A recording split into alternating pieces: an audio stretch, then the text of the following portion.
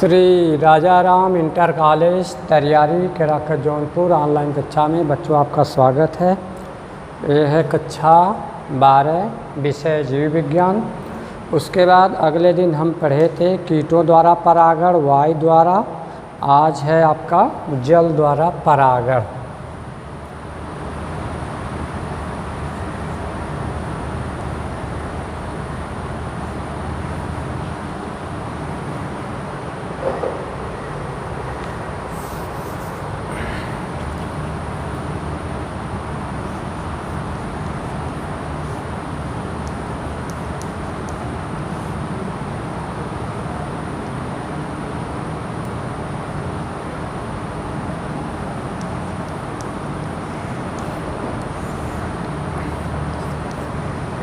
जल द्वारा परागण। यह परागण जल में उगने वाले पादपों में पाया जाता है। इन पादपों में पुष्प जल के ऊपर खिलते हैं, जैसे कमल और जल लिली। इससे परागकण जल सतह पर तैरते हुए मादा पुष्प के संपर्क में आते हैं। तत्पश्चात परागकण वर्तिकाग्र द्वारा ग्रहण कर लिए जाते हैं। इनका उदाहरण है वैलिस्नेरिया।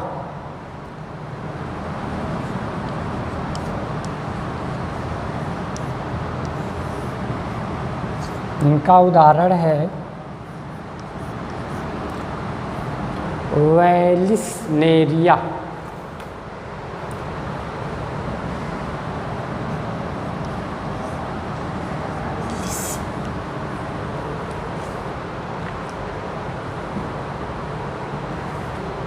वैलिस्नेरिया।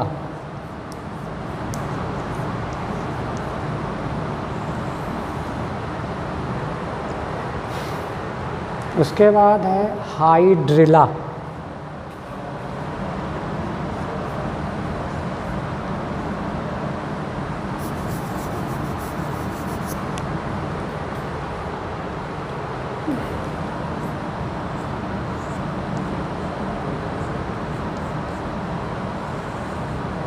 हाइड्रिला है सीरेटोफिल्लम।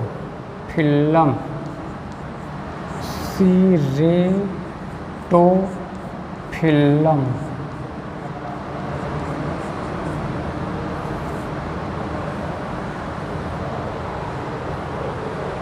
आदि।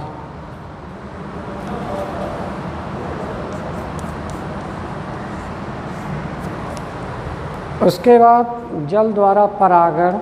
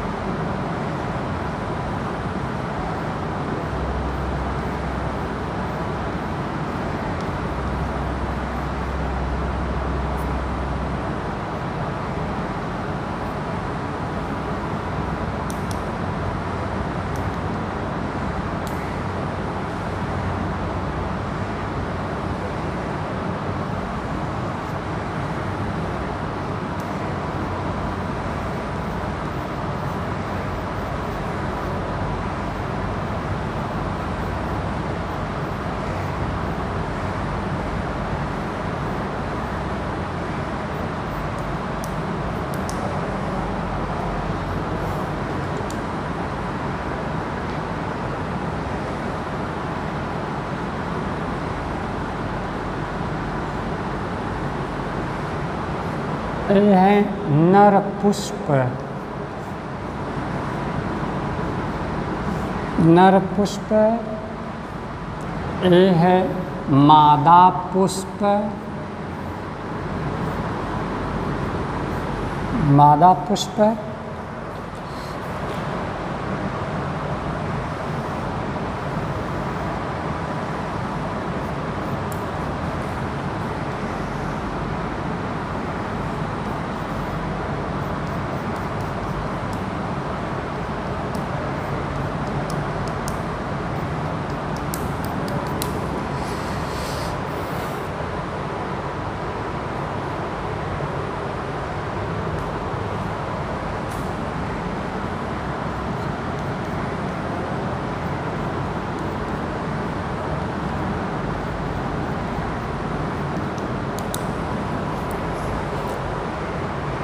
यह परागण जल में उगने वाले पादपों में होता है।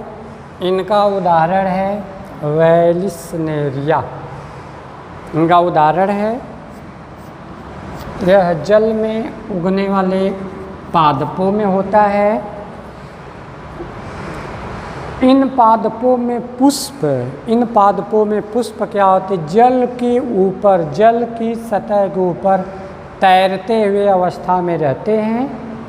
जैसे कमल है, जल लीली है, लेकिन इनका उदाहरण क्या है? वैलिस्नेरिया। इससे परागकर जल की सतह पर, इससे जो नर पुष्प हैं, नर हैं, नर पुष्प जो है, तो ये पानी की जल की सतह पर यहाँ से छूट जाते हैं, पानी की जल की सतह पर आ जाते हैं, पानी की जल की सतह पर तैरते हुए रहते हैं। धीरे धीरे धीरे धीरे मादा पुष्प के संपर्क में धीरे धीरे आते हैं पानी की सतह पर। मादा पुष्प इन्हें नर पुष्प यानी शुक्राणु इन्हें जो है ग्रहण कर लेती है। ग्रहण करने के बाद मादा पुष्प फिर जल में नीचे की तरफ बैठ जाती है। इनमें निषेचन की क्रिया संपन्न हो जाती है। वही लिखा है, यह परागण जल में उगने वाले पादपों में पाया जाता है। इन पादपों में पुष्प जल के ऊपर तैरते हुए, जैसे कमल, जल लीली भी इसी प्रकार के होते हैं, लेकिन इनका उदाहरण है वैलिस्नेरिया का, हाइड्रिला भी हैं। इससे परागकर जल की सतह पर तैरते हुए मादा पुष्प के संपर्क में आते हैं। तत्पश्चात इसके बाद परागकण, परागकोश से जो परागकण हैं इन्हें मादा पुष्प द्वारा ग्रहण कर लिए जाते हैं। उदाहरण है वैलिस्नेरिया। ये है मादा पुष्प,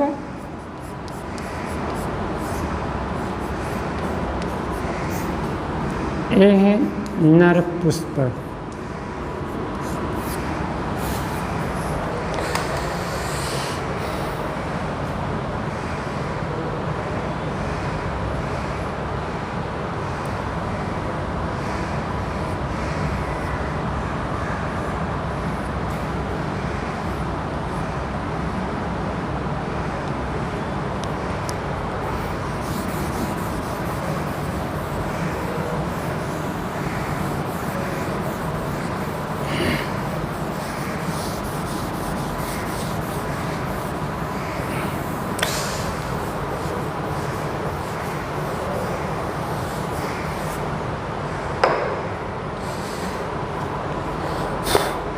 उसके बाद पर परागण के लाभ।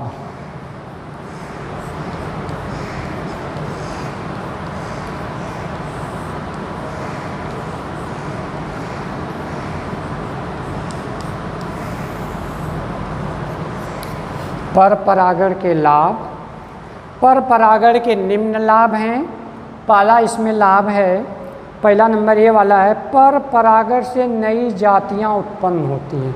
पर परागण, पर मतलब दूसरे, किसी अन्य दूसरे पुष्प से परागण यहाँ पर आ रहा है, तो इससे जो नई जाति के पौधे उत्पन्न होते हैं, बढ़िया किस्म के होते हैं। वही लिखा है, पर परागण से नई जातियाँ, नई जाति का विकास होता है, नई जातियाँ उत्पन्न होती हैं। उसके बाद बी वाला है,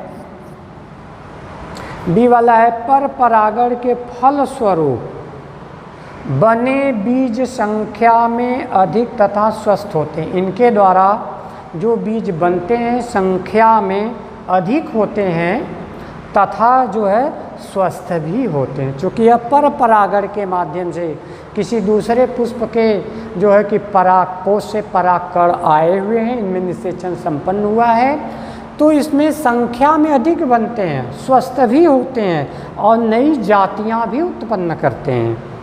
उसके बाद पर परागण की हानियां भी इनकी क्या है?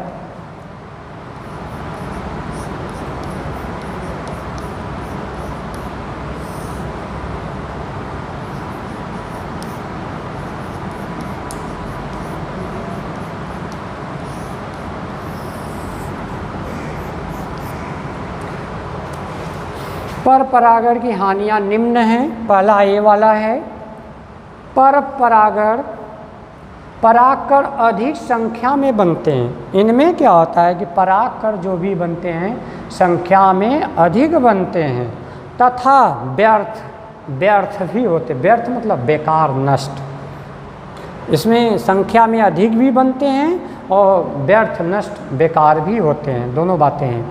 उसके बाद बी वाला है, बी वाला पादपों के परागकण गंध तथा मकरंद बनाने के लिए बहुत अधिक ऊर्जा व्यय करनी पड़ती है। इसमें और एक बातें हैं पर परागण में, पादपों में पर परागण और गंध मतलब महक और मकरंद मधु बनाने के लिए बहुत अधिक ऊर्जा व्यर्थ करनी पड़ती है, नष्ट करनी पड़ती है। उसके बाद सी वाला है, पर परागण के लिए पादपों को विभिन्न युक्तियों जैसे कीट, वायु, जल, पक्षी आदि पर निर्भर रहना पड़ता है। पर परागण के लिए मुख्य रूप से कुछ युक्ति, विकल्प, बुद्धि, उपाय या जुगाड़ इनका है। क्या है कि जैसे कीट के माध्यम से पर परागण होता है, उसके बाद वायु के द्वारा कल पढ़े, कीटों के द्वारा, वायु के द्वारा, जल के द्वारा अभी पढ़े, पक्षी आदि पर निर्भर रहना पड़ता है।